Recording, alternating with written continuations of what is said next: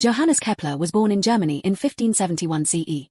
In his childhood, his mother was accused of witchcraft for practicing astrology. When defending her, he looked up at the starry sky for the first time. At 9, excited by the sight of a comet streaking across the sky, he was scolded by his father, daydreamer. At 17, he entered the University of Tübingen on a scholarship, surviving on black bread. Professors thought his mathematics was too eccentric, and he was nearly expelled. At 23, he was demoted to teach in Austria.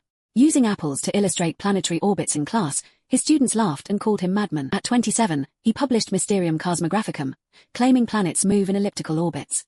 Colleagues angrily denounced him as heretic, and the book was cited only twice. At 30, he inherited Tycho Brahe's massive observational data, but due to unpaid wages, he had to copy it using candle wax as ink. At 33, his mother was arrested. While rushing between courts to write her defense, he calculated Mars' orbit and discovered the law of areas for the first time. At 36, Emperor Rudolf II died, and his salary was cut off.